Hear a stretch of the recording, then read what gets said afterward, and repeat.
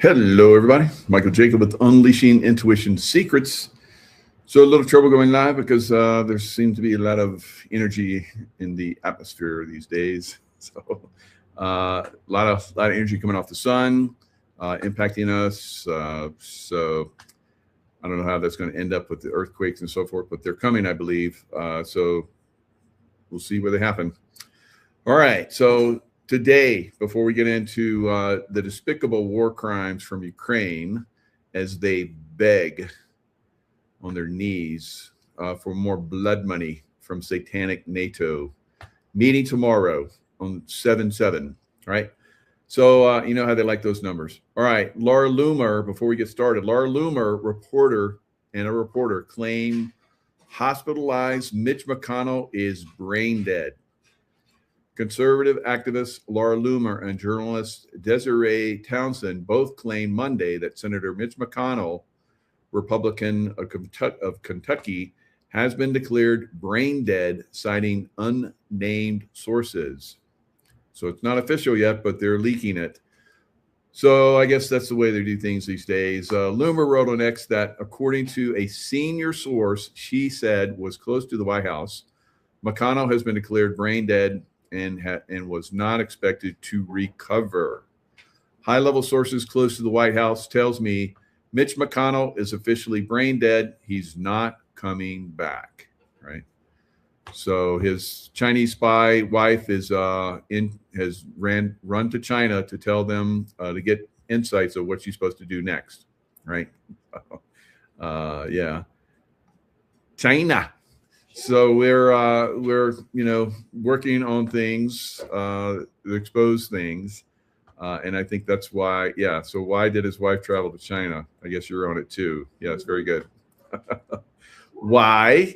Why? Ask why? Because we know that California is basically communist China, right?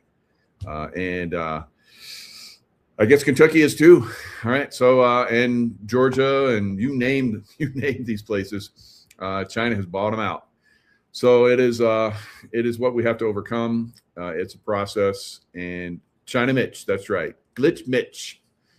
So he's bye-bye.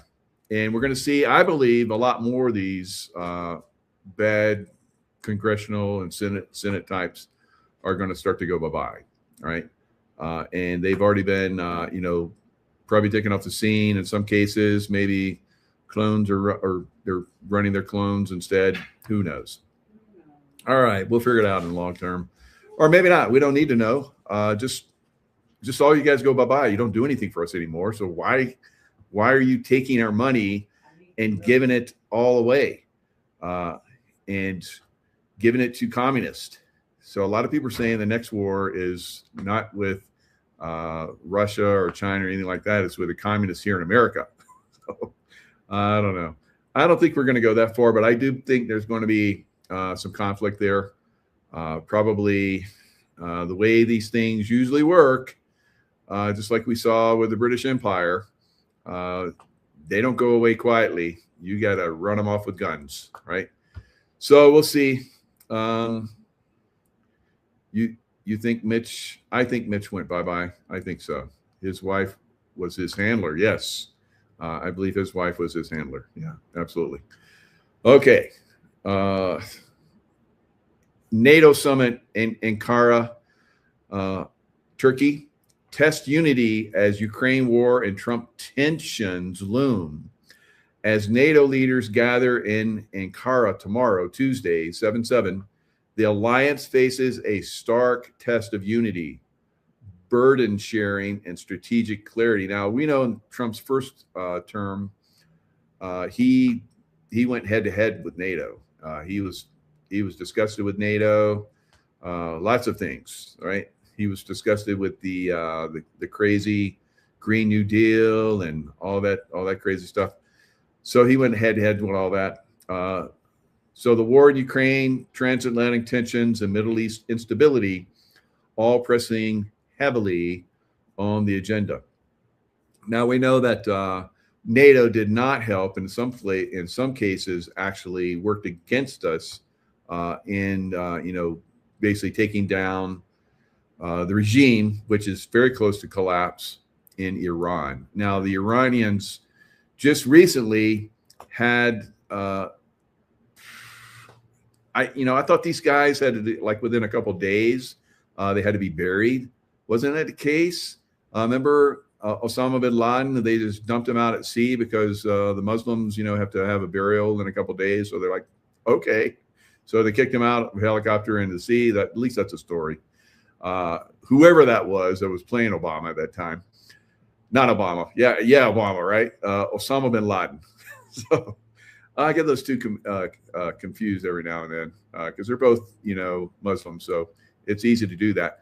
So and neither one of them are citizens of the United States. So and one of them is maybe both of. Well, I know that one of them had kids, all right, real kids, and the other one borrowed kids. Right? So you figure out which one that is. All right. So the Ankara meeting is overshadowed by renewed friction between Washington and its European allies. U.S. President Donald Trump has again questioned NATO's value. Yes, it should go away, President Trump. Good job. Calling the relationship ridiculous. Bunch of Nazis all the way from World War II. The Nazis didn't lose, guys. The Nazis are still there.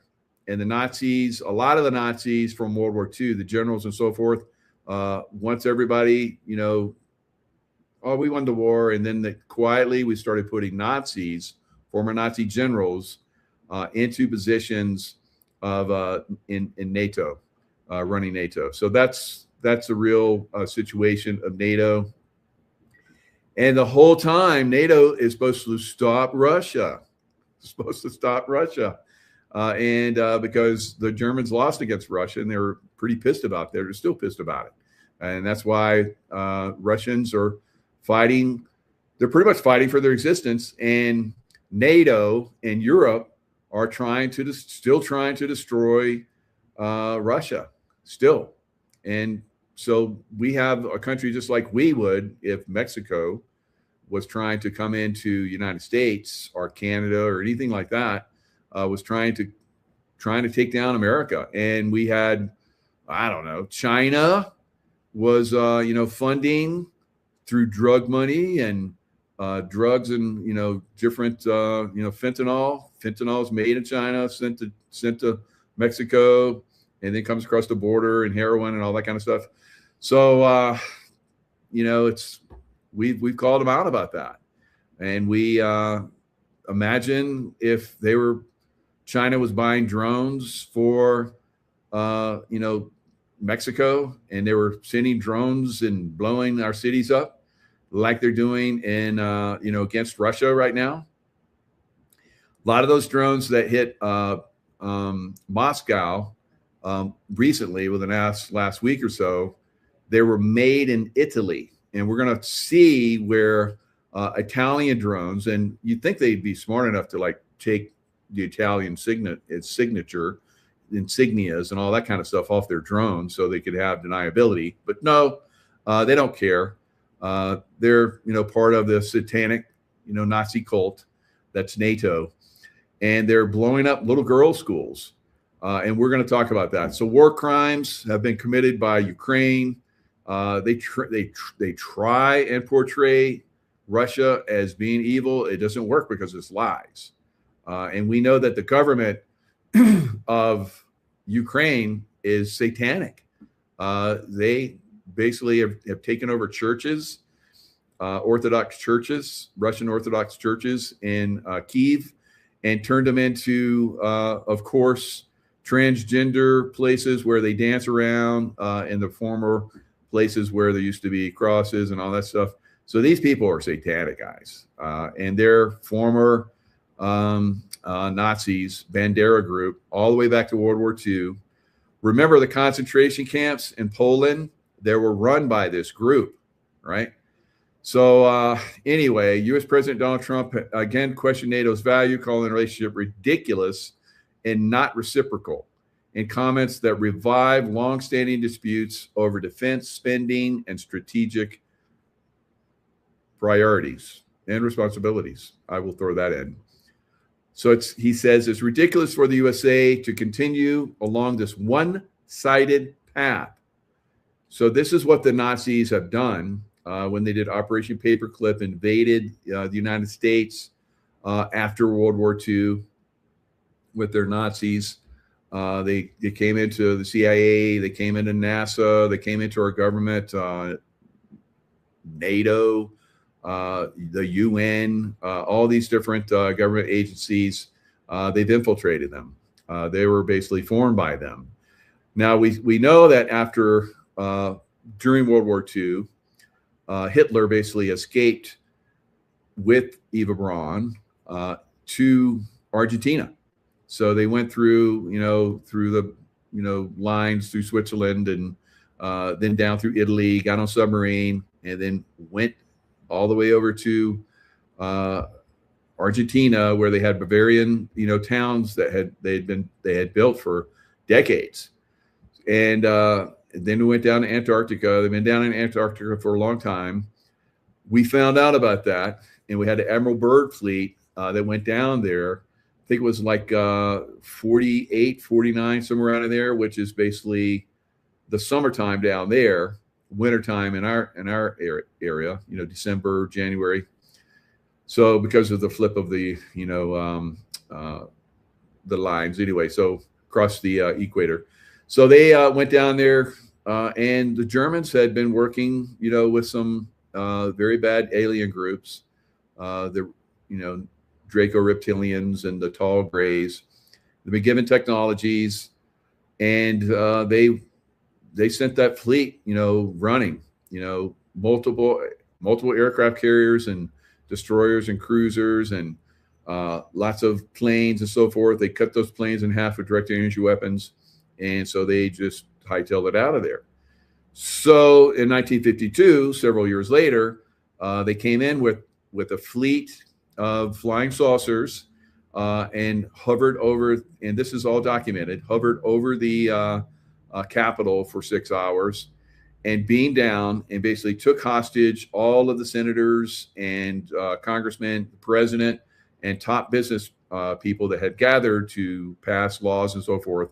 They knew they were going to be there during that time frame, and they made them sign, you either die or you sign these agreements to basically give us the power.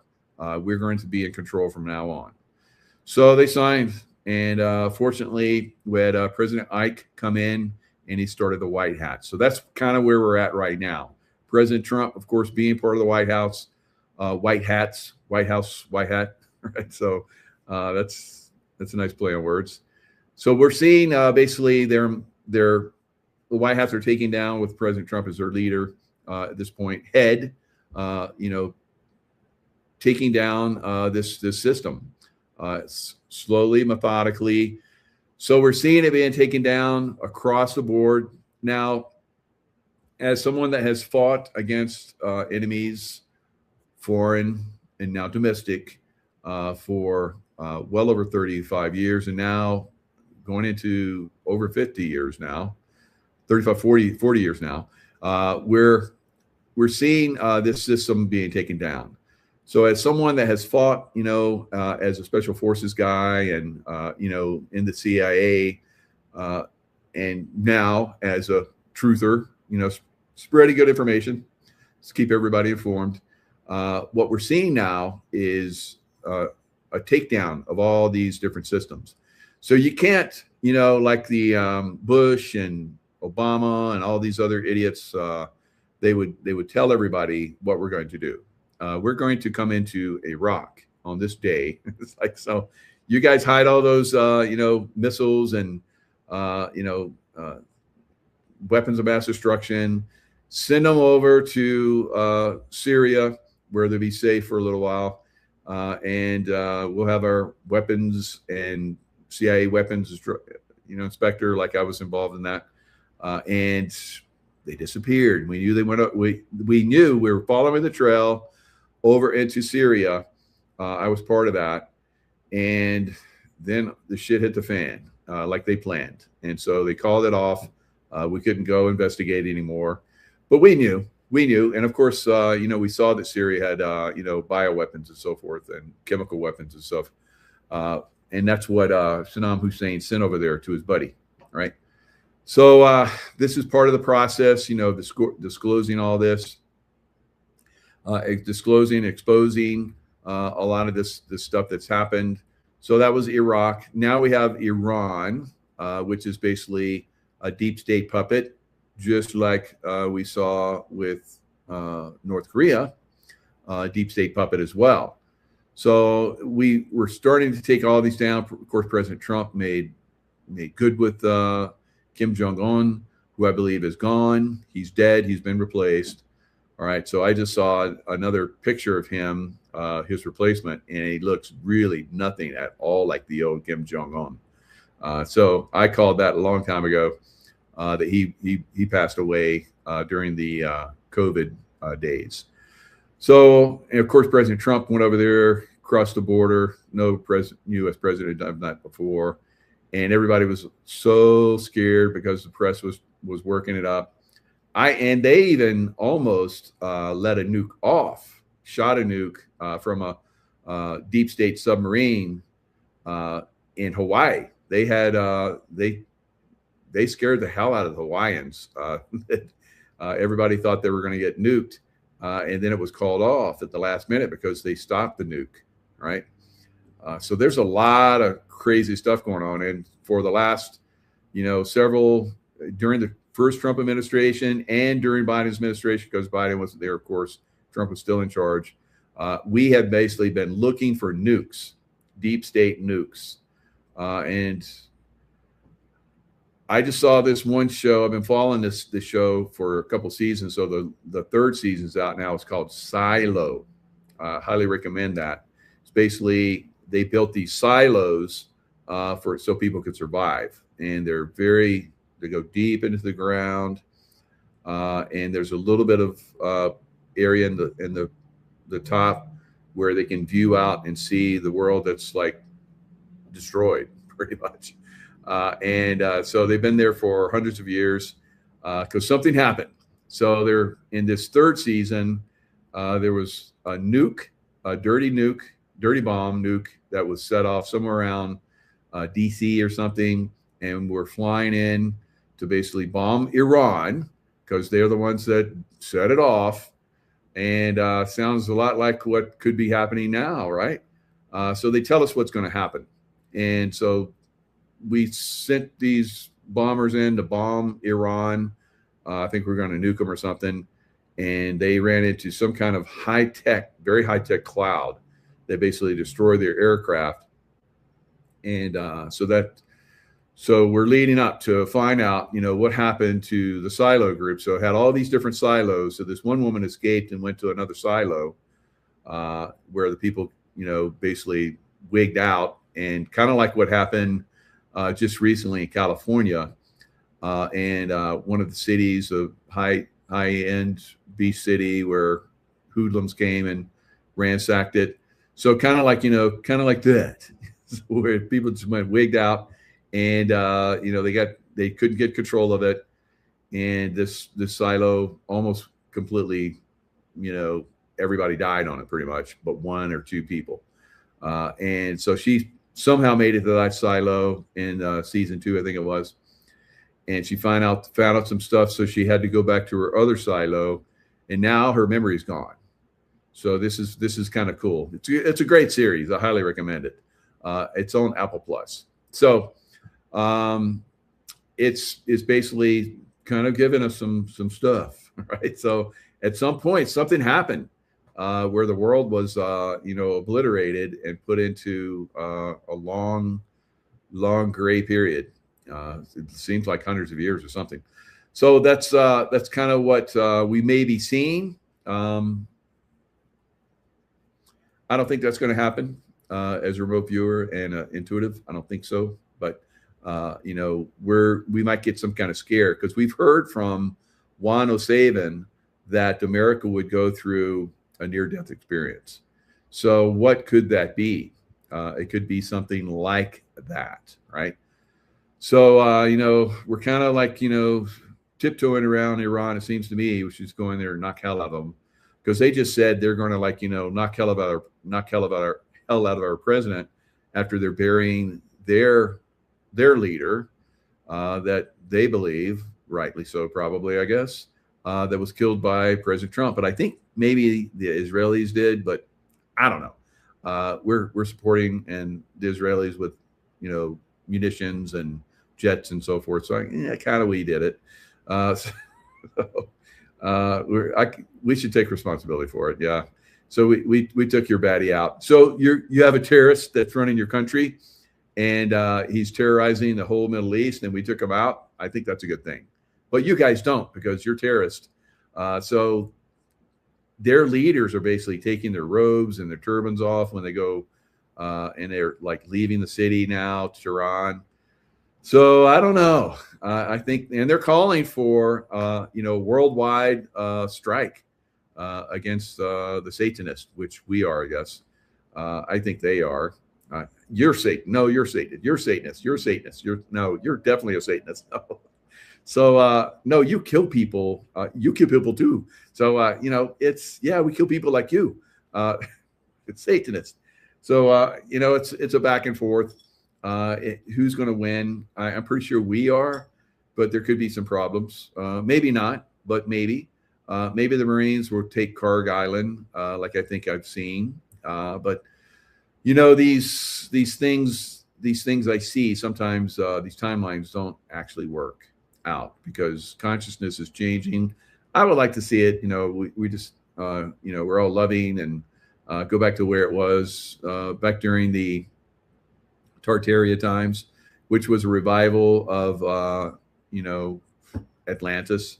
Then these baddies basically came in and took down Tartaria, just like they did Atlantis. So now they're trying to take us down, and so it's another war against these baddies once again. So you get some of their puppets that are going bye-bye, like Glitch Mitch, and a lot of the other ones. So they're scared. They're very scared, because they don't know where we're going to hit them, right? There's warnings that we're going to put you guys down at Guantanamo. And so they're like, oh my God, they're going to put us in Guantanamo. Don't we have a dirty nuke somewhere we can set off? No, they keep finding them. Or how about the Iranians? We're let's give them a good missile so they can nuke somebody and draw attention away from us. It's nope, U.S. came in and bombed the hell out of them. Damn it. What can we do? We can have communists take over New York. How about that? Okay, so the communists have been there for a long time. Ukrainians, right? These satanic group. There's some kind of statue in New York of one of these Ukrainian revolutionary guys that went back and helped Ukraine take down Russia. Right. So, and then they had Ukrainians that were running the Soviet Union, and they came from New York, and then they went to London, and then they went to, and it's just a craziness. It's craziness. It's hard to follow.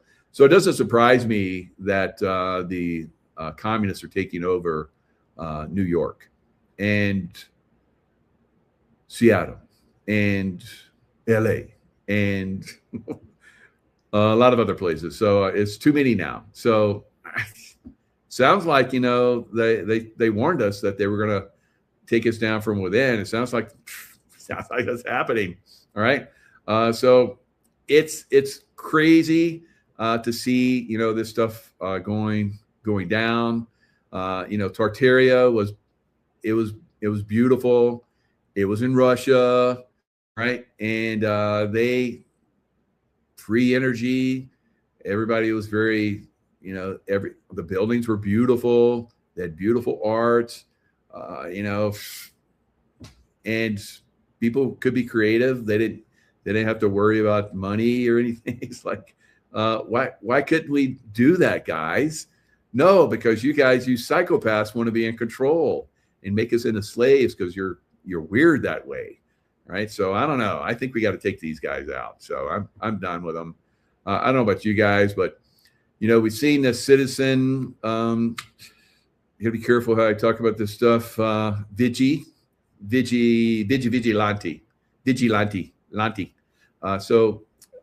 You know, that happened with Eisenhower.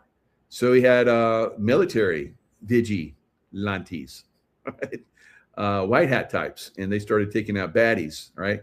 So Mitch, you know, poor Mitch, Glitch Mitch, right? And I'm not so, I don't have good feelings about that, right? So I like to see baddies go bye-bye, all right? And however they go bye-bye, guys, right, at this point. So who knows what happened to Glitch, but he's brain dead. Yeah, it was easy to see that he was moving that direction. So I don't know if they were directing injury weapon knocking him up, but you could see people. He was obviously MK Ultra controlled. You could see because he was like talking, he was like giving up information. I was like, I can't believe he's sharing this. And then somebody came up and went on his arm, and he went, let's take Mitch back here. Right. So yeah, he was getting out of control. And so every time he'd start to talk and somebody would glitch Mitch, and then he'd go like, So yeah, these guys, you know, and then you see some of these Congress people, they're talking, and you see somebody behind them, they're going, and they're saying the same thing. It's like, wow, there's some serious problems here. We need to get these people out of here. These bad ETs are like just controlling these knuckleheads. So there's that going on. So we have to overcome a lot of that stuff. It's just, you know, the technologically they're very advanced, but so are we now. So we have instead of flip phones, we have iPhones now. So we have GPS. We have direct energy weapons now too. Like President Trump is, you know, he's fast tracking the military. So we're up to speed with them in a lot of different areas. Now a lot of you are like, you know, the military is not in control. That's right. That's very good. You see that. That's good. No, they're not completely in control because there's baddies in there. Hello. During Eisenhower, his time, Ike's time, he tried to, in Dulce, New Mexico, they went in and they had a war, Delta guys. He created a little Delta group, and 1,000 of them went down and had a war with the Draco reptilians and the tall grays. And it was 30-to-1 odds. Yeah. And that's not 30-to-1 odds on our side, right? We killed one of them. They killed 30 of us. All right. So it didn't go well. But from there, you know, it didn't stop. It's been secretive wars that have been going on against these knuckleheads for a long time. You know, it's back and forth. Now, a lot of you guys aren't privy to this. Some people reveal it. Some people reveal it, and then they're taken out. Right? So you have to be very, very careful how you reveal this information. So what I've seen, people reveal and they get taken out. I'm like, come on, you got to be more clever, right? You got to be like a vigilante type, right? You come in and you hit these guys where they don't. It's like, wow, how did I get taken down? Yeah, it's like there's a lot of that going on right now. So we have vigilante stuff that's going on. Maybe more of us will have to be vigilantes before it's over. Now, you don't have to be kinetic, physical vigilante, because it's very hard to be open about this. And that's why it's a vigilante. Vigilante comes in quiet, takes somebody out that's been bad, right? I see like 12-year-old girls in Europe, they get raped and killed, and then they go before the justice system, and the guy that did it, they get off. That's citizen vigilante material right there. All right, come on, Brits, grow up here. So here in America, we need to start doing the same thing. People that do this kind of bullshit need to go bye-bye. Justices that are letting this stuff happen, watch that movie Citizen Vigilante, and we need to start showing that to justices, so they get the idea that, yeah, that could be happening to you, right? So This is about to happen. We're very close to this happening. So me sharing this, you know, I kind of create a ripple sometimes with these shows. Other people do the same thing, and they're like, wow, they're going to start hitting us. So it gets them nervous, right? So and then President Trump is like, you NATO knuckleheads need to start paying up, and so they're like, oh, and then we're going to like arrest Obama. Oh, so we're like, you know, keeping them off track, you know, so like keeping them off track. You don't know where it's going to come from, do you, knuckleheads? Your Glitch Mitch is gone, so you can't use him anymore. You can't puppet that boy anymore. So, you know, what are you going to do? What are you going to do, boy? So it's like these guys are like, you know, they don't know what's coming at them, and they don't know where we're going to hit them because you can't tell them. You can't tell them. This is a military operation. You don't tell the enemy what you're going to do. You can kind of like hint, right? We might come in and take your top guys like Comey and Brennan and Obama, and well, we already did that with you know, Biden. All right, so they know that its capabilities are there, right? And you know, they take out people too. They took out that one Democratic guy that was basically giving up information. They killed him on the street. It's a robbery. Well, if it's a robbery, why does he still have his wallet? It's like, yeah, you guys took him out because he gave up information on your peeps. So there is a back and forth. So you got to be very careful how you leak information. You don't want them to be able to, you know, take it, you know, to a certain level. Bruce Lee, their ass. That's right. Bruce Lee. Let's be like water. Be like water. Right? And I think we're gonna continue to be like that. We're gonna get in their minds. We're gonna, like, you know, make them into soup. Whoop, and we're gonna get in their hearts, and we're gonna like send it love, and that blackness, you know, turns to goop, and then they fall over like Mitch. So Gavin Newsom at some point he's so close. I've been sending him so much love. All right. If you want to see Gavin go bye-bye, send him some love, guys. Right? They don't like that stuff because it makes them weak, because they're demons that are on them, or, you know, just don't do well with that, right? So, and their handlers, they're, you know, reptilian handlers or whatever they got going on. So I love you, be the light shirt. That's right. Be the light, life wave, right? So, and, you know, I patch up because patches, you know, keep me very focused. They help me continue my light. And, you know, they try to take me out so many times, so many different ways. So I got to all kind of crazy stuff that I do to, you know, overcome their stuff. One of them is a water machine, which is basically going to be available for everybody on Thursday. So you want to get some of that light water. So be the light, drink the light. And that's the LifeWave water machine X2O. All right. Don't mess with the Jayco. That's right, David. Very good. And, you know, it's not like I'm out in the middle of the road going, nanner, nanner, nanner. I'm like, you know, off in the woods, you know, sending that love energy, and they're like, and then they wreck, and they're like, die. And it's like, what happened? Yeah. You don't know, do you? So I'm not going to tell you. Scott Ritter. I've had him on the show before.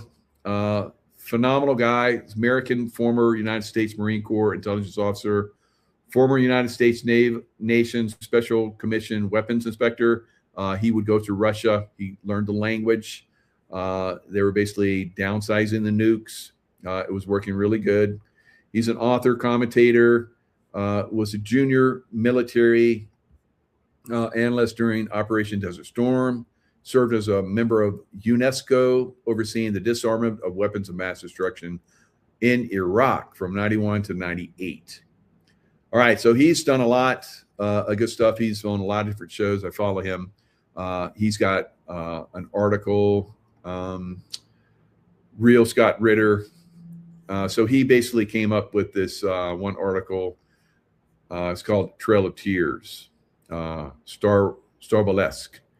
So this is in Ukraine, now Russia. All right, so the Russians took it back because the nasty NATO satanic Luciferians like the top above Satanists. So Satanists are Luciferian wannabes. So in Ukraine, they're Satanists, right? And then of course NATO, probably NATO high-level officials are Luciferians. So you got to understand the way the system works. That way we can take it down, and we are taking it down. All right, this is very tragic. Now, what happens with NATO is they've been dumping hundreds and hundreds of billions of dollars, hundreds and hundreds of billions of dollars of gear, military equipment, and so forth into Ukraine over the last several years. They've had Russia came in very early. I remote viewed that with a remote viewing group that I used to have in my back channel website that I used to have. I don't anymore do that. I do it all right here. So so we basically saw them, Russians coming in. Of course, Russians had come onto the border several times over the years and nothing ever happened. But I was like, this time it's going to be real and they're going to go deep into Ukraine. And they did. I thought they were going to take over Ukraine. They were just miles, kilometers from Kyiv, the capital, and they stopped. And they had taken up a huge, bunch of land. Now, what prompted this? Well, the Ukrainians for like almost 10 years have been shelling. The Ukrainian Nazi army had been shelling the Donbass area, which has a lot of Russian speakers. They didn't like that. They wanted them to stop being Russians because that's the way Nazis are. They don't like Russians because Russians are good people that believe in God and Christians and so forth. They don't like that because they're Satanists, all right?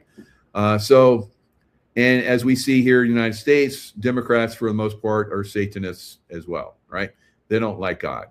And communists don't like God, right? So that's the way it is. They try and make themselves look good, but I see right through it. I don't know how you guys look at these people, but it is, to me, it's disgusting, right? It's very obvious, very disgusting. That's the way the Ukrainians are. So they had elected Ukraine, the people of Ukraine had elected a good man, and he was going to work with Russia because he was going to better deal with Russia because European Union was going to come in like they do every place, like the Europeans and sometimes whoever's running America.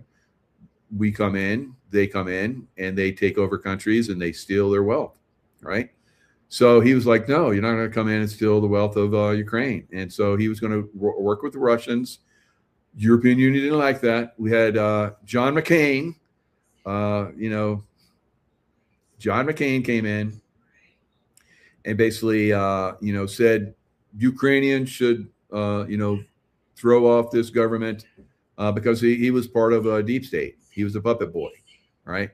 So, John McCain died, and he had American flag on his coffin, and it was, very, very wrinkly, which they do for people that are not patriots, right? So same thing happened with Daddy Bush because he was part of the JFK assassination, built assassination team that basically went around the world and assassinated people all around the world. So, and then of course he was, as a payback, he was a CIA head, and then as a payback for, all the bullshit that he did during that time frame, running drugs through Mena, Arkansas, when the Clintons were there. Then he became president. And of course, the Clintons, for their payback, they became President Clinton. And it was going to be President Clinton, Hillary Clinton, but the White House finally got control of that bullshit and stopped it.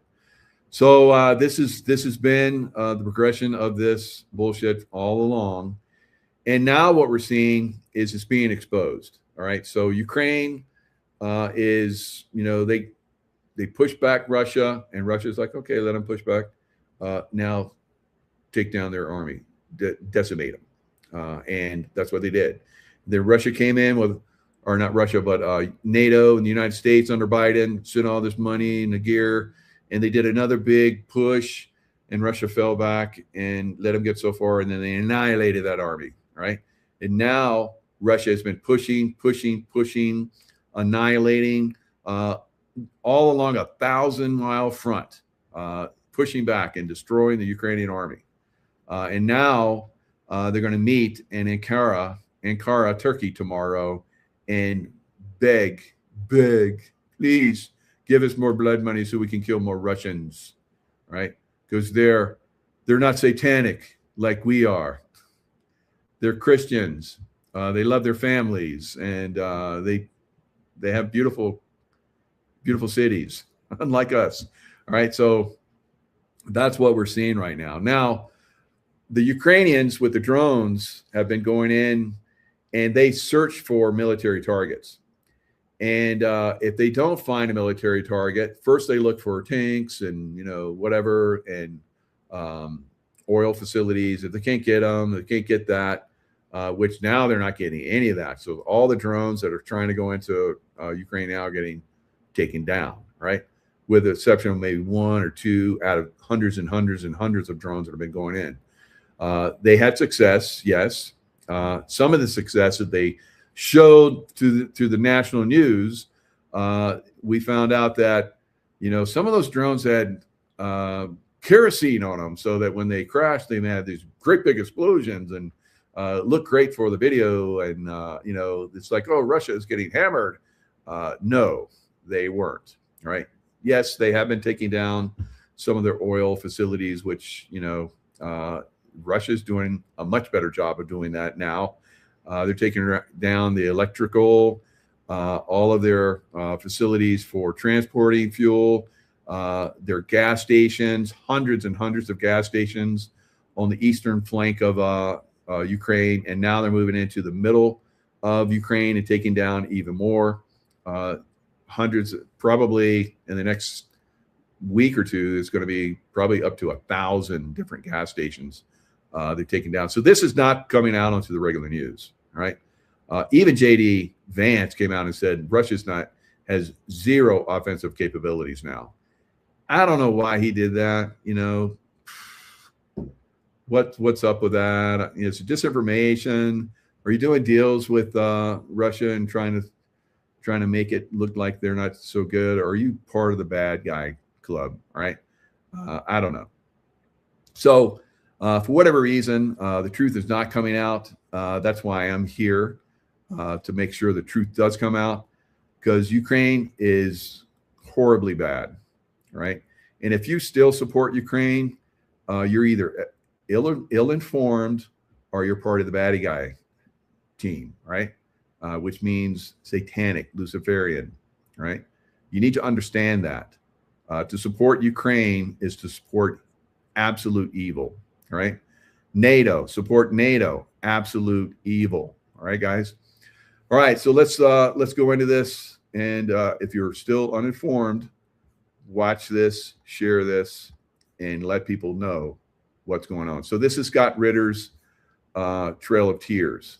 So he has you can, I subscribe to him. He has great information. He comes on and does great shows. So this is Dasha. So Daria Serduk's face captured in her last desperate plea for help, broadcast under the rubble of her destroyed dormitory building, May 22nd of this year. So this didn't get a lot of news, but this is something that is definitely horrific. 16 different drones. It wasn't a random drone that crashed into this building. They surveyed this girls' school right across the street. There was an art museum, and they killed these girls, right? So this is basically Scott Ritter. He broke this down really good. So I've been following this for a while, and I'm going to show you a gentleman that basically was a former U.S. military officer that was from Russia, the Donbass area, and now is back there and is reporting on what's going on with NATO. Nastya, it is flying, Nastya. I am scared. The face and voice was that of Daria Sergeyevna Serdyuk, born April 18th, 2007, an orphan. Daria spent her childhood in St. Petersburg, where she was raised by her aunt. And it was in St. Petersburg where her cousin and best friend, Anastasia Shcherbek Nastya, lived. Around 10 at night on May 21st, the first wave of Ukrainian drones flew over the buildings of the Starobelsk Teachers College.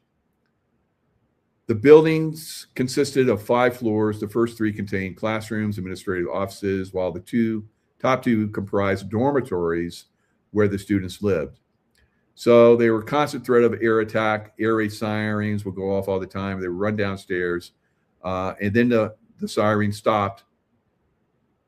And so when the first alarm sounded, Daria took refuge in a hallway on the first floor of her dormitory building, along with the other students. She reached out to her closest friend, Anastasia, through Telegram, a popular social media platform, apprising her of her situation. 2 hours later, after the first wave of attacks subsided, Daria and the other students were instructed to return to their rooms. They were told to go to sleep and keep their lights off. 10 minutes later, the siren sounded again. The students were told to remain on their floors. Then a drone exploded in the adjacent parking lot, and the girls began to evacuate the building. 2 drones struck the structure in quick succession, sending plaster flying and shrouding the students in a cloud of dust. That is when Daria used the circle video featured to tell Anastasia they were under renewed attack. The next video sent a chill down Anastasia's spine. Nastya, I am buried. Nastya, help me. And then a final desperate posting, Daria's frightened face barely visible in the frame, as you saw here. All right. Then there was only silence. Text after text, Anastasia reached out to her soulmate, desperate for a response. Dasha, what's up with you? Go down to the basement and hide, please, Dasha. But Dasha was dead, killed with 20 other students whose only crime was daring to live a life in defiance of the Ukrainian nationalists in Kyiv who had condemned them and all other students of the Lugansk People's Republic to be terrorists. The Ukrainian armed forces attacked Starobelsk with a total of 16 kamikaze drones, which arrived in 3 waves. The first wave, according to eyewitness accounts, involved jet-powered drones, more than likely Ukrainian-built UJ-25 Skyline drones favored by the Ukrainian military for medium-range attacks such as the one conducted against Starobelsk. So they would come in, a lot of times the Ukrainian drones, if they couldn't find a military target, they started to go after buildings, and if they could find a building that was military involved, then they would start to go after civilians. So this was a total civilian attack. There was no military targets here at all. The next 2 waves of attacks were carried out using FP-1 drones, a slower propeller-driven aircraft-style drone, which has become the mainstay of Ukrainian medium and long-range attacks against Russian targets. The operator using thermal cameras is able to see the target at night. Human bodies in particular stand out, their body heat providing a stark contrast to the cooler surroundings, and guide the drone for a precision strike. So they knew what they were doing. They went after these students and they killed them. Daria Serdyuk and her fellow students were chased out of their dormitories by the UJ-25 Skyline drones, which were pre-programmed to strike the fixed buildings of the greater Starobelsk College campus. Then the FP-1 drones followed, specifically tasked with killing anyone who sought to flee the buildings. They did so by firing rockets into the buildings and then circling around and crashing into the ruins for one last burst of murderous madness, all the while under the direct observation and control of their Ukrainian masters. Let there be no doubt, Daria Serdyuk and the 20 other students of the Starbalesque Teachers College were murdered by the Ukrainian drone operators in a cold, calculated act of terrorism. So here are their pictures. So there is 2 boys that were killed, as you see right there, and the rest were girls, young women, right? All right, so there's more to this article, and it goes into people sharing their experiences, and so very tragic. Great job by Scott Ritter. Now let's go into looking at this gentleman that I've been following for quite some time, Stanislav Krapivnik. This is his channel that we're going to look at. Mr. Stanislav, I believe is the channel name. So he basically goes into the details of this attack, and I'm going to show you the videos. He walks around, and he gives a very interesting narrative, all right? And the narrative is one that I agree with completely. So let's watch this next one. Ukraine is absolutely, this is an absolute war crime, and we should not be supporting Ukraine whatsoever with American money. Gentlemen, I'm in Starobelsk. Today I'm going to be showing you the handiwork of the American command in Ukraine using Italian-made drones, because the remains of those drones, there's Italian made in Italy stamped on all the parts. Italians should be at least smart enough not to do that, but apparently not.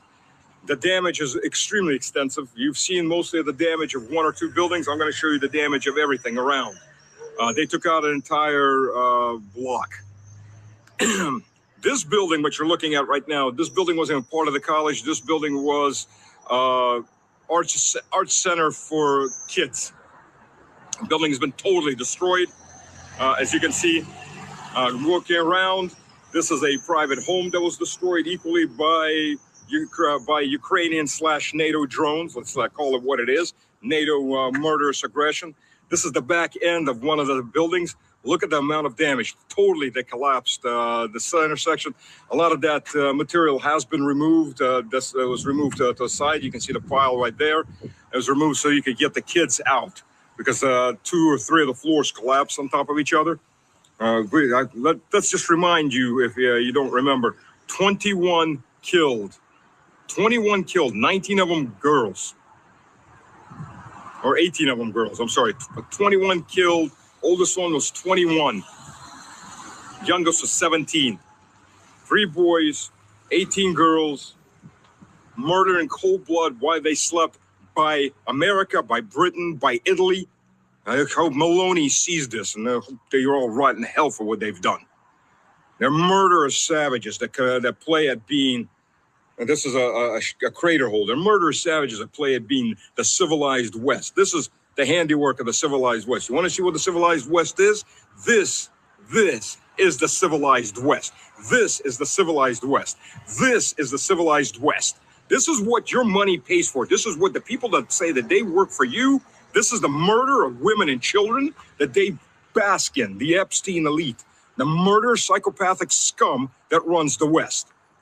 This is the civilized West. And never forget this. These are the people that are doing this in your name. You're paying your taxes to murder women and children.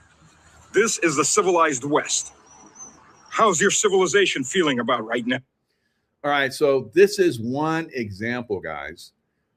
There are every day they're attacking civilians purposefully, in 21 here every day. There's more.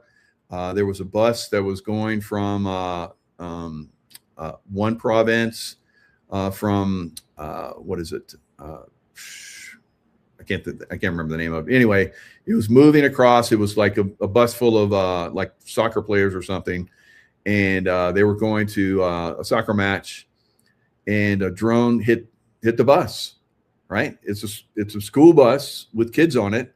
One of the women that was on the bus, that was they were watching cartoons They just turned cartoons on. This is the age of the children on this bus. And one of the women that was there, that was, you know, I don't think she was a teacher. She was probably the mother of one of the students. She was killed. She was pregnant. So they killed a pregnant woman, and they injured and killed many of these students who are on the bus. So this is happening every day. Ukrainians, like he's saying here, are absolute murderous savages, guys. And the press, the mainstream press, of course, that is controlled by the Nazi. It's taken over by the Nazis. So you have Nazi NATO, and you have all the NATO countries, and of course President Trump is trying to break away from that. And you have, and he's not been supporting them like Biden did. So he's basically drawing away from them, and he's setting them up to fail, in my opinion, because Russia has basically drained Europe. He has drained Europe of all their resources. They've thrown everything into Ukraine, thinking that they were going to defeat Russia. And now they're looking at throwing another $90 billion into this when they meet tomorrow in Ankara. So this is, you know, blood money. These people are savages. They need to be exterminated. Thank you, Russia, for doing the work that we should be doing. I'll show you from the front, too. Damage is incredibly extensive. 16 drones. So the scum, the satanic scum that is Western elites and their pocket monkey media, they're now claiming, oh, they were gathering military here. There was no military here. What they were doing was preparing for final exams. And look at the damage. Look at this damage. Just look closely. This, the blood of the children that still stains these walls. The blood of those children that still stains this walls and will always stain this the blocks. That's on your heads and on the heads of everybody in the West, because like it or not, this is your money, your taxpayers' money. This is your governments that are doing this. Mass murdering savages. There's no other words for this. 40 people injured, 21 killed, murdered. They're not killed, they're murdered, savagely murdered in their... All right. So 40 that are injured, guys. And that's not like, yeah, you got to, we'll stitch that up. No, we're talking loss of limbs, paralysis in some areas, burns over, you know, large areas of the body, you know, something that's going to affect these people for the rest of their lives, right?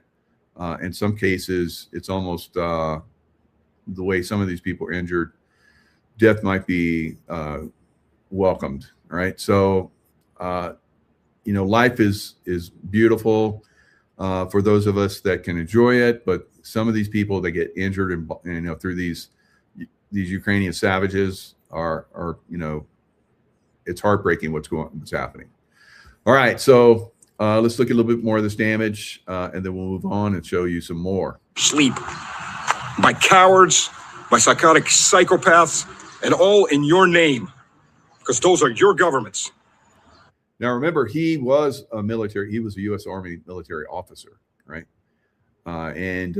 He shows himself at some point, and he's got his U.S. military hat on. So, you know, he's calling them out. He's calling them out. Russians know. The Russians have been, you know, savaged by these people for a long time. They came in and took down their czar, you know, their peaceful Khazarian, not Khazarian, but Tartarian, you know, society for, you know, hundreds of years. They've been savaged by the West and by the Khazarians, right? So this is part of an extension of that savaging that's been going on for a very long time. And if you don't say anything to this those scum, like, for example, Senator Bacon, Senator Cotton, all this other scum that scream about, yeah, let's have some more war. Because it's not their children being murdered. They're murdering other people's children. One day they will stand before Jesus and they will answer for what they've done. But until then, they're out to murder as many people as they can, and they do it in your name. In your name. And I hope you have something to say to them about that and say it loudly.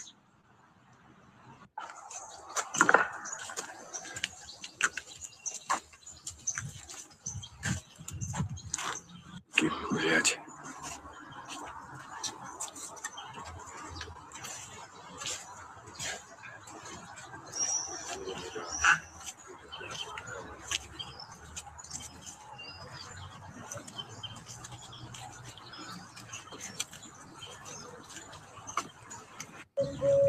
Мощь взрыва. This is the strength of the explosion. One that missed. This is about 2+ meters deep. Больше 2 метра в глубине. Вот. Посмотреть. Какого размера. И тут растут цветы. Это цветы уже мемориал, можно так сказать, жертвам американцев, жертв англичан и всего это дрянь западная, которая убила этих детей. And you can see the flowers that are growing here. These flowers are now have become a memorial to the children that are murdered by America, by Britain, and by the rest of the civilized West. There's an additional crater. For 4 years under direct Russian rule, and 8 years before that, free from Kiev's rule. So Lugansk for 4 years has now been part of Russia directly. Nobody's removed the Ukrainian language plaque. There's a difference between us and those animals supported by the Western Satanists that are trying to destroy everything that's Russian. Just so you understand. And by the way, the Kiev Lavra that supposedly got hit by a Russian rocket, but yet all the windows were in place. This is what it looks like after a blast wave. This is what it looks like after a blast wave. And just to show you, Stevie, old boy, I'm not a coward. You are. You're a sleaze and a coward, spineless. There you go. I'm not even wearing any vest. I'm not wearing a helmet. Where are you at? Oh, sitting in Moscow, sipping coffee, having a little gin, a little whiskey. Where are you at, Stevie? Huh? I'm calling you and your whole goddamn propaganda organ called the BBC and the CNN, that propaganda organ, out. Of course, you're not going to show what your owners pay for and what their proxies do. I don't expect it for a second. But you're a coward. You're a moralless, spineless sleaze of a coward. I thought you probably sleep well because you probably have to medicate yourself to sleep with if you have any conscience left. Go ahead, Stevie, old boy, Rosenbergy. Come on out here. Be a man for once. Grow a friggin' spine. All right. So we've seen that, the Russians, they know, the stuff that we've been trying to share with you. The Russians have been dealing with this for a long time, guys. And they know that, the West is incredibly corrupt. We're seeing, hopefully, President Trump is, calling this out, and we'll see what happens tomorrow, right? Is President Trump going to throw some more money at this and keep this blood money continuing? Now, if this was happening down in Mexico and Italy was paying, sending drones to Mexican cartels, and the cartels were striking U.S. cities and killing children, like you just saw there, Italian drones killing children, what do you think that we would do? We would probably bomb the hell out of the place that made those drones in Italy. So if this goes to the point where Russia finally crosses that line, Europe will be absolutely devastated. There's nothing that Europe can do, right? And if Europe wants to play the nuke war, Russia is the most powerful nuclear, has the most powerful nukes on the planet right now. And they have missile systems that travel, faster than several times the speed of sound, which Europe cannot stop. So I think at first, if they cross that line, which I think we're getting close to, we would probably see Russia annihilate all of the electrical power stations throughout Europe. they would annihilate the capabilities of building military throughout Europe, and that would happen very quickly and very efficiently. So we're seeing that we're very lucky that Russia has been very, very calm about this, I believe.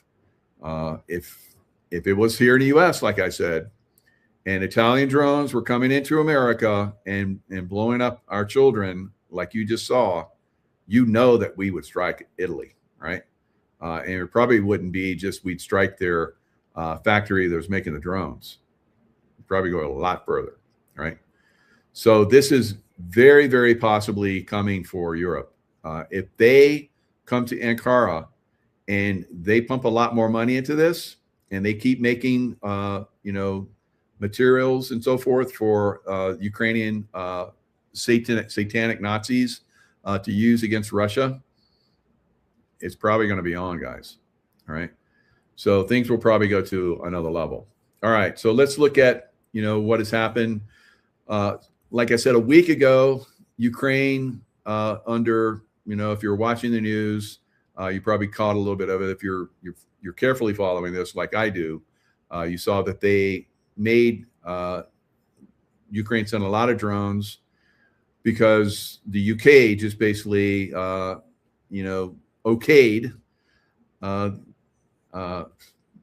the use of their high-speed drones, and they used those drones to go in and hit petrol facilities in Moscow, around Moscow. And you probably saw some of those explosions, fires, and so forth.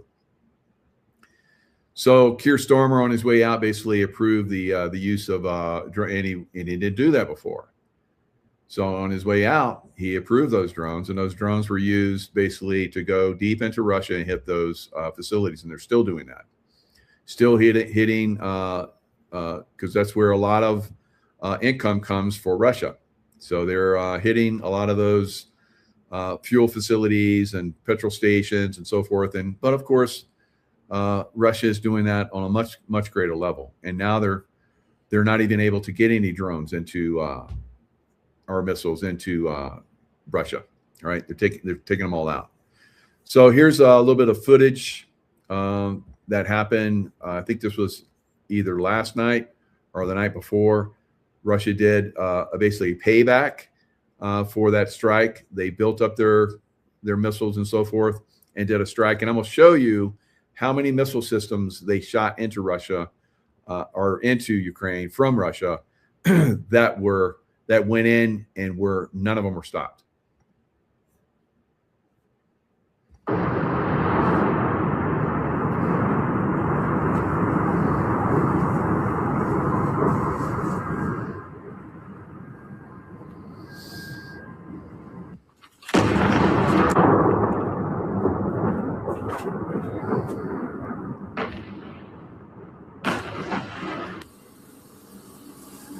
So this is Kyiv.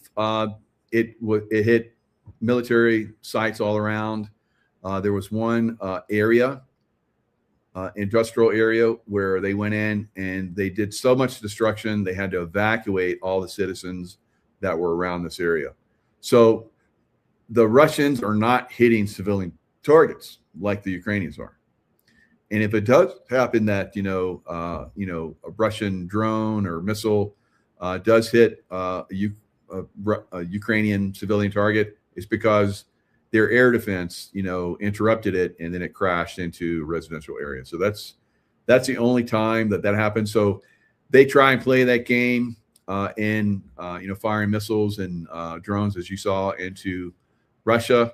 As you saw, that was not a mistake. One drone shot down that was supposed to go to another area. They were meant for that girls' school.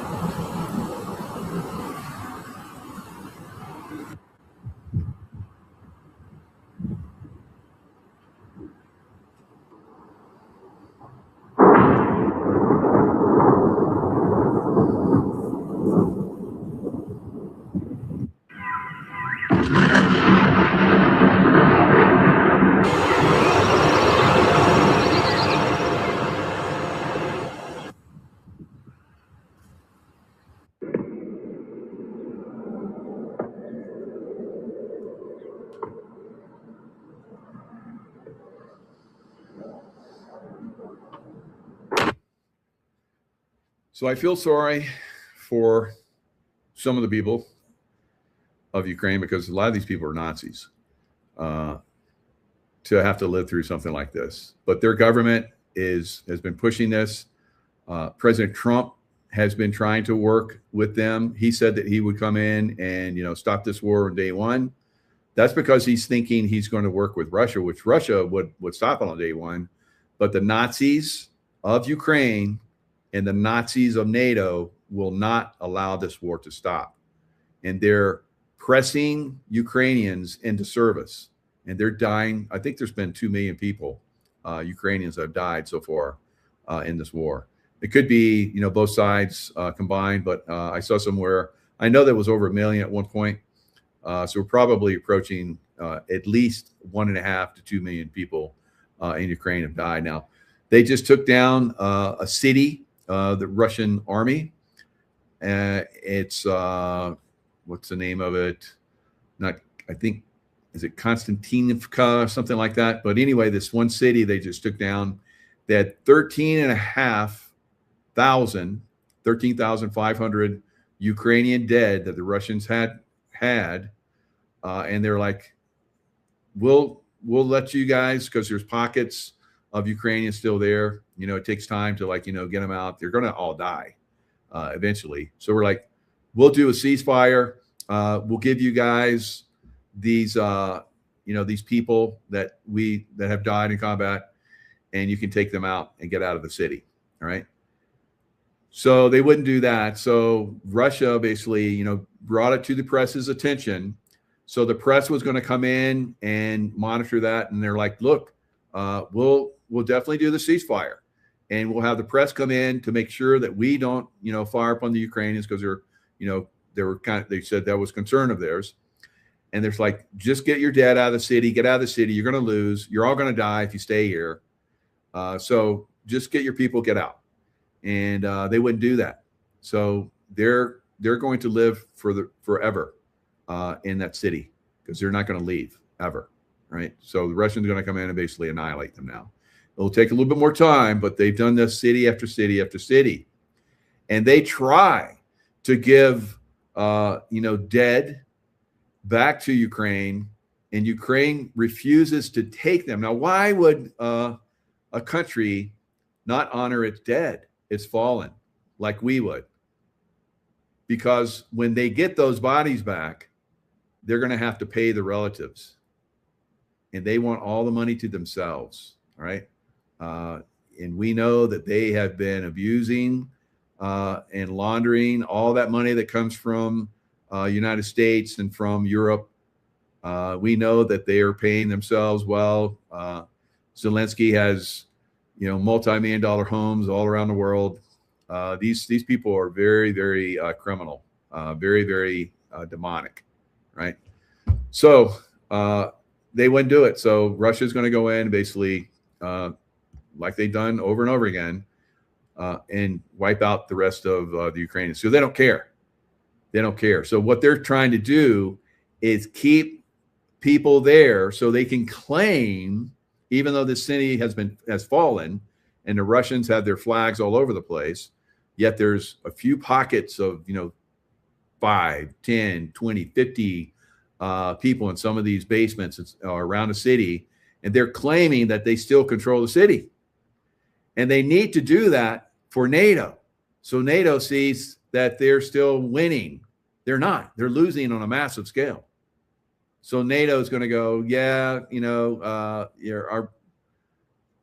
guys blew the hell out of Moscow. But they're not going to show how, like you're seeing here, they got hammered. And I think this is like the second time they got hammered. So they came in and hammered on one evening, and this is like the second evening they came in and hammered military targets all around Kyiv, their capital. Their capital. And they're getting ready to take down, probably in the next several months, their second largest city, Kharkiv. Right? So Kharkiv is about ready. Kharkiv, something like that, is about ready to be taken. Right? They've been working on this for a while. Right? So it's coming. And, up and down the line, all along the line, they're basically, advancing. Ukraine can't stop them anymore. And so they're going to beg for more money, more military material, so they can supposedly, you know, push back on the Russians. The Russians may fall back a little bit. This is something they do, because a lot of people are like, why hasn't Russia taken all of Ukraine by now? Because they're wearing out Ukraine and they're wearing out NATO. They're decimating all of their money and their supplies, so they don't have them to fight anymore. It's very strategic. It's very smart, right? They have the time. All right. So, yes, that's very good, Tracy. My favorite quote by Putin: "The age of the vampire is over." Said that about a year ago. So we know, and you know, Stanislav was talking about that. I don't know if I played that piece where he said, I don't think I did. I missed that piece. I wish I'd let it play all the way through, but it's kind of, you got to go check his stuff out if you want to hear it. But he talks about how these people eat children. He said it. You know, the stuff that we've been saying for a while, he just comes right out and says it. You know, yeah, they're over here. You know, they're killing our children, eating our children, but they're going to do the same to your children, right? And they are doing the same to our children. And you know, we have to take these vampires out. Gavin Newsom and all these other people, I called them out. I said he's a vampire, right? Looks like a vampire. You look at Kathy Hochul, looks like a vampire to me, right? Who's Witchmer? She looks like a vampire to me. So a lot of these people are horrific people, right? And they're in places of power in the United States, and governorships, and all the way down, right? They're in their military. They're in cleaned out of the military, but they're still there, right? They're in political system, you know, throughout it. So it's basically being exposed, but you know, sometimes you have to, you know, let people see. So tomorrow, when these knuckleheads get together and they, you know, backslap each other and in back rooms, you know, they're, you know, eating children or whatever, blood sacrificing. We need to let them know that, hey, we're not going to fight your wars. They did a poll in France, and I think they did another one in Germany, and they did one in England, because they're pushing for a war with Russia. Europe is, because they're on their last legs. They're desperate. So when all else fails, they take us to war, right? So they're desperate. They're about to lose everything, and so they did a poll, and they said, how many would be open to a war with Ukraine, right? Fighting Ukraine? And I think they did, like in one of these countries, France or UK, probably all of them. I know at one of them, it was like 20,000 people they sent these questionnaires to. 20,000. So only 500 were for it. All right. So the European, you know, young men and probably old men, because they're going to have to like dig deep, just like they are in Ukraine. They're, you know, everybody. They're even taking women. They're taking everybody they can to go to war, unless they get some kind of compensation. So if you're rich, you can pay these people off. You don't have to fight. But you know, everybody else, they come knocking on the door.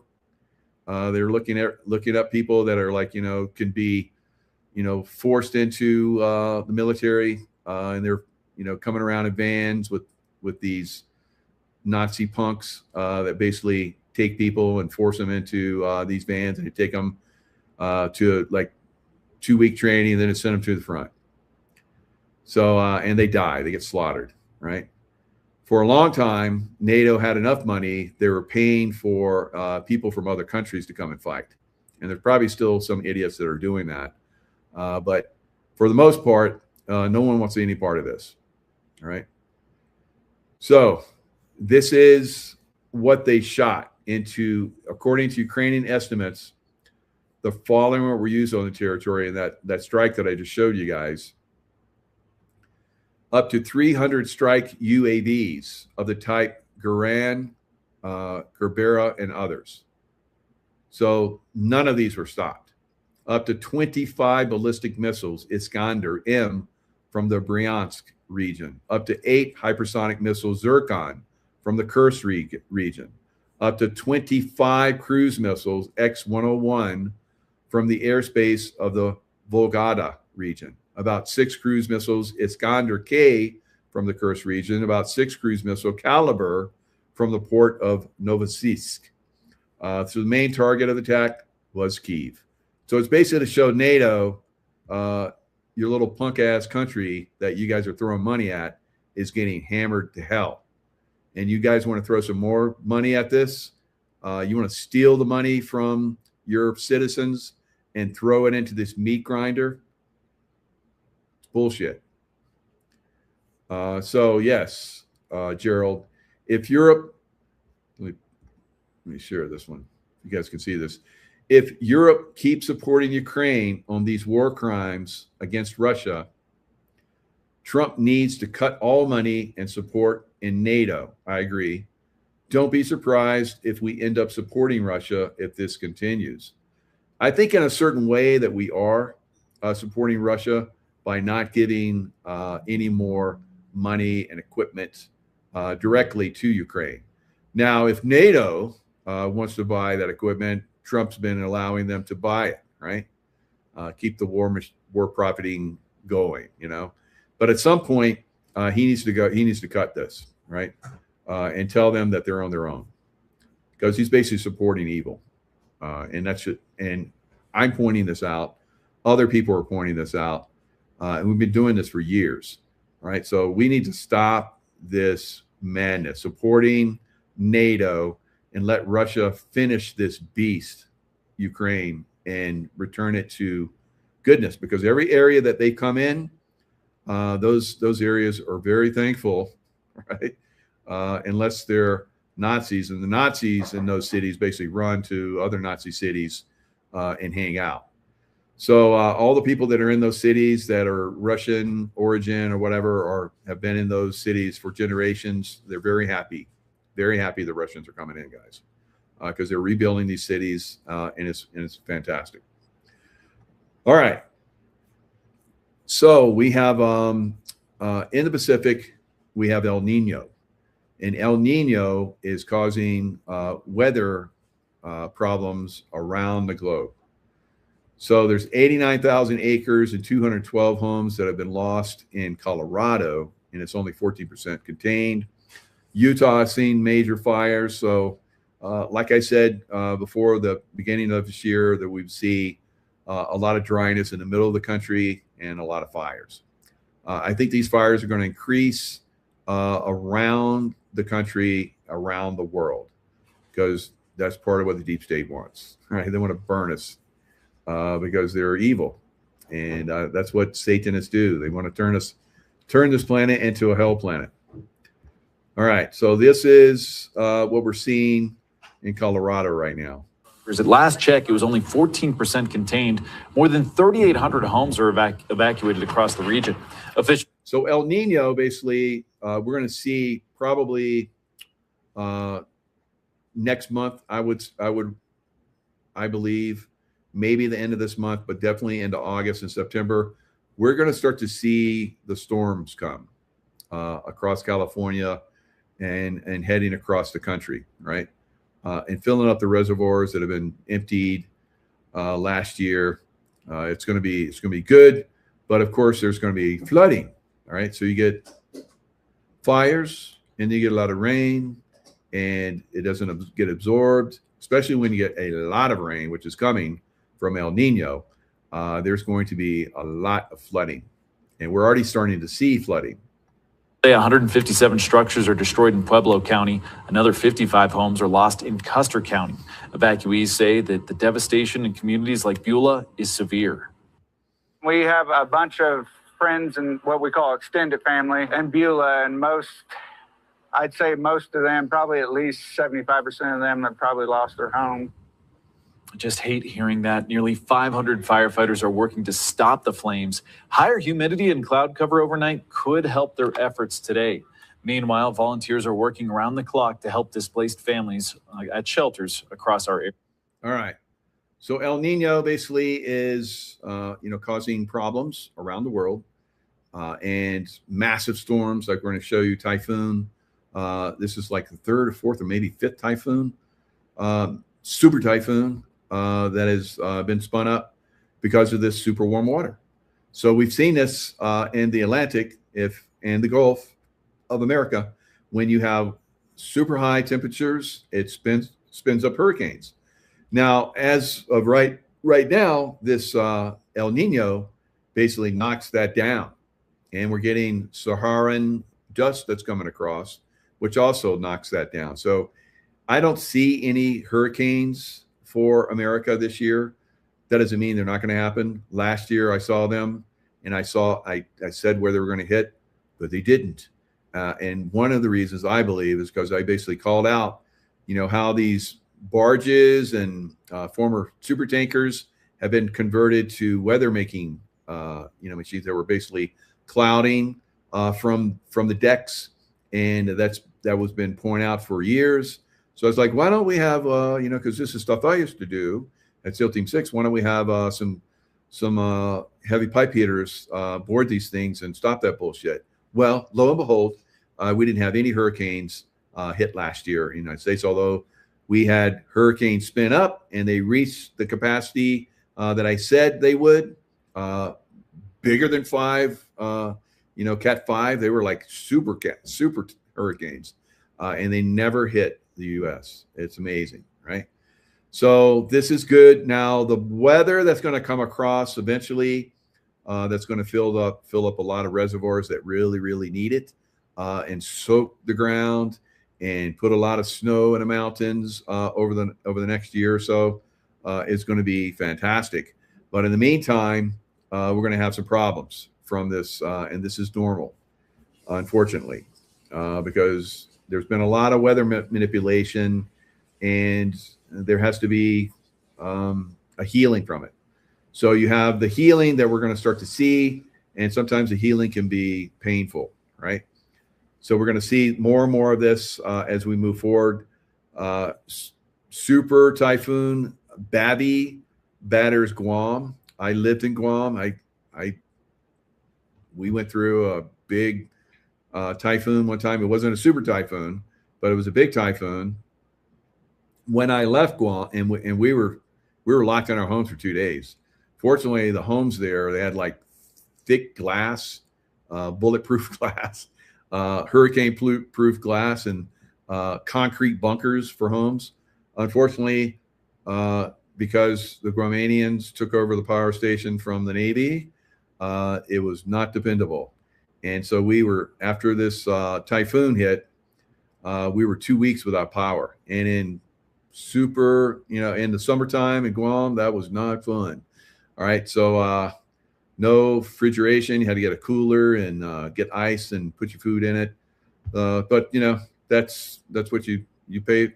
You're a military guy. You do things for your country. So, and your family does things for your country that a lot of you guys don't know about. So it's tough. It's tough out there, and it's going to get tougher for a lot of people before it's all over, because this deep state is going to get taken down. It's being taken down. All right, forecasters, El Nino to rapidly strengthen. We're already seeing this, and this is the typhoon that came close to Guam and went over Rota. Meanwhile, a super typhoon is pounding parts of the Pacific. First warning weather meteorologist Derek Sibley is back here to tell us more about it. Derek? Yeah, Stella, you guys, just an absolutely extraordinary event taking place right now in the Western Pacific. Now, of course, they're no stranger to typhoons or even super typhoons, but look at this satellite imagery. This is a massive, circular, symmetrical looking storm right now. It just battered the island of Guam near Rota here earlier today. So the winds were 180 miles an hour. Just imagine what the gusts were. They're probably well over 200 miles per hour. So these super typhoons usually see 1 or 2 a year.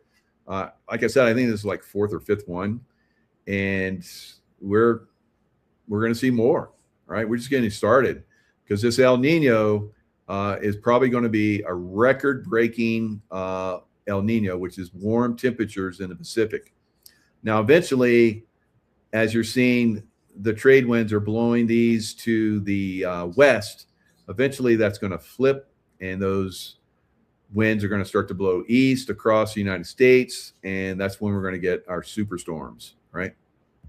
Near Rhoda here earlier, I should say, look at some of these pictures that are coming in. Very strong winds and heavy rain. Of course, this is all associated with the super typhoon Bobby there. And you see even it overturned some of the cars as well due to the strong winds. And all right, so that we've already seen one go into China, cause massive flooding.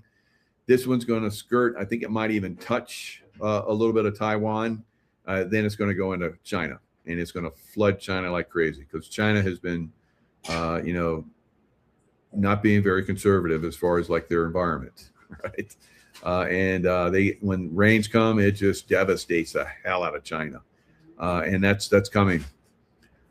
Yes, China just got hit with one, yes, and they're going to get hit with another one, and another one, and another one, and another one, right? So yeah, my wife Tracy's saying spanky, spanky, right? Yeah. All right, so be good out there. Right, or otherwise you're gonna get a spanking. All right, so here's what's going on in New Jersey. All right, I lived in this area too, and yeah, I've been all around the world. I've been around the world. So this is one of those places that you get a lot of rain, and because it's so flat and it's right on the Atlantic Ocean, it floods very easily. We want to take it to New Jersey, where there's been extensive flooding in Asbury Park. This is a view from a drone flying over Lake and Grand Avenues, where Wesley Lake is simply a lake. News 4's Chris Glorioso is there to give us a closer look. Chris. And it just started to rain ever so slightly here in Asbury Park, but nothing like it was before. It really does feel sort of like the calm after the storm. Things are starting to dry out. But as you say, take a look back there. You can see a major portion of Lake Avenue here in Asbury Park still covered by water. In Asbury Park, it is now hard to distinguish Lake Avenue from Wesley Lake. The afternoon drenching sent lake water spilling onto the pavement. And because this body of water is so close to the Atlantic Ocean, it'll take a while to recede. Flash floods dotted the Jersey Shore Monday, leaving some drivers overwhelmed. For first responders in Oakhurst, Ocean County, it was not a day to keep your uniform dry. After his car was submerged, this driver had to be escorted to safety. And this was just one of many roads suddenly flooded by downpours near the Jersey Shore.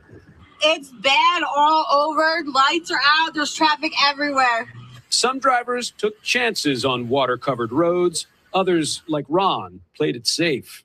Were you thinking about trying to get across that water there? No, not at all. Exacerbating the driving dangers, drainage systems that got clogged or simply could not handle the volume of water that rained down in a matter of minutes Monday.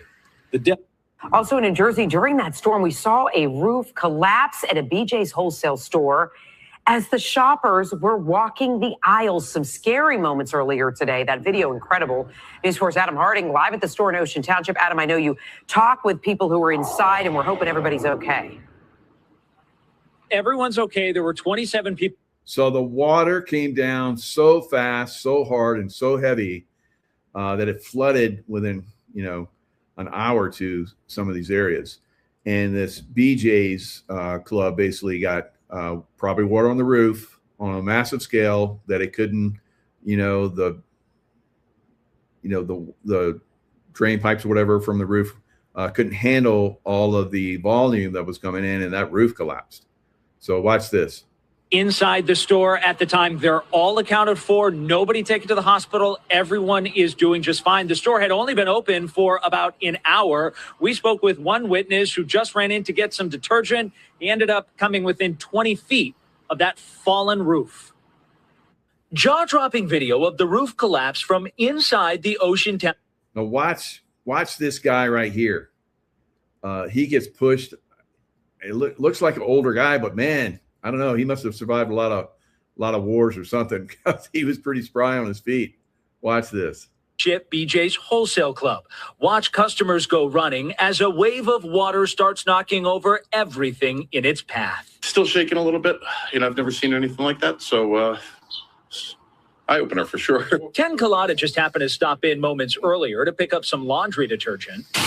He says he first took this video when he noticed a leak in the store. This is a photo he shared of the aftermath of the collapse just seconds later. He says he was about 20 feet away from the debris. I heard the loudest bang, like it was so loud, and I didn't know what it was. I thought maybe it was a tornado. Who knew? And I just leaned against like a girder really quick, and then I turned to my right, and I see the roof on the ground, and people started screaming. It was just pandemonium. The Monmouth Sheriff says there were dozens of employees and shoppers there at the time. From above, we're getting a look at the gaping hole in the corner of the building. Investigators say miraculously, no one was hurt. Close the store down! Listen, we were lucky. If you have seen any of the video footage from within, there are some lucky people there that were at the deluge. Just look at the volume of the water coming in. Good God. It was like pouring. The water came down and really took a lot of the debris and tables and other displays, down the aisles. So really fortunate. It happened just after 11 in the morning as intense storms rocked the tri-state, dropping 2 to 3 inches of rain per hour. A photo from the Monmouth Sheriff's Office showing how quickly the area flooded. We had a really rapid downpour here in the county, leading to some severe flooding around the area, and with really poor drainage. And then a second wave came in. So at the end of the day, I think there's some lucky individuals that were inside the store. Unbelievable. Nobody was hurt. Yes, unbelievable. But better start believing it, because it's coming, more of it. Because this El Nino is just getting started, guys. So we're going to see a lot more of that. We're going to see more dryness, more fires, more massive downpours. Eventually, like I said, when those trade winds basically flip and start to move to west to east, we're going to see all of those big super typhoons turn into, these waves of, that are just going to keep coming, one after another, just like we're seeing these super typhoons, one after another, being formed up. So, this is part of the healing process. This is part of, the earth changes that we're going to start to go through on a massive level. It's part of the consciousness that's shifting. The earth goes through a similar consciousness shift, as you see, just like we are going through some trauma, right? The earth is going to go through it as well. And this is cyclical. We've seen these cycles throughout time. They had Darwin come in. He was, a Mason guy that basically was putting out Masonic bullshit, that the evolution of species, selection and all that kind of stuff. Only the strong survive. So, that does happen, of course, but there are major, leaps in physicality and consciousness that happen throughout time. Darwin and the Masons basically wanted us to believe that, everything was like very, very slow and methodical, that changes happen over time, over millions of years. Bullshit, right? They can happen very quickly, as we're going to start to see, right? So all that Darwinism bullshit is about to be proven wrong. All right. So we're seeing a lot of, activity in the stock market. Like I said, I think the stock market has reached a low. Silver and gold have reached a low. They're going to turn around and go up, up, and beyond. All right. So hope you guys have, because silver's going to go up a lot more in the stock market. A lot of people are going to look at the stock market and say, oh my God, I need to get into that. And then they're going to get in, and then the stock market's going to crash. Right? That's the way it normally works. and then they're going to sell. They're going to buy high and sell low, and lose everything. So those that have shifted their assets into silver, like I've been recommending for several years now, are very happy. Those of you that have kept some of your assets in the stock market, you haven't had the returns that you've had on silver, but at least your portfolio has done okay. You're going to get a last little pump before everything crashes, and you're going to pat yourself on the back thinking you're all badass, and then the rug's are going to pulled on you, right? So again, as this stock market does its last hoo-yah and goes up for its last burst higher, you should start to dollar cost average over your portfolio into silver. And I know some of you have already started doing that. You've been doing that for years, like I recommended, and you're very happy. Those of you that have blown it off are not as happy, right? So I'm very happy, all right? The happiest I've ever been. So, and another way you can get happy is to get into LifeWave, right? So I'm looking for, people that want to, get involved in what I think is going to be the most successful company ever, right? So be the light, LifeWave, the technology, the David Schmidt, who is an inventor on the lines of Tesla. And even Tesla said, I'm not inventing anything. I'm rediscovering what the Tartarians had, right? He said that. But David Schmidt is inventing, right? And he's inventing amazing things that are going to go forward and change humanity. And I am looking for people that are wanting to get on that wave, right? Ride the wave with Mike, right? So if you're interested in, going big, and maybe you're already, experienced in network marketing, God, I really want you to come in then. And then those of you that have maybe big followings or so forth in social media or wherever, I'm interested in helping you guys, reach incredible levels, and also discover an energy, the LifeWave patches, and the water machine that is unbelievable, right?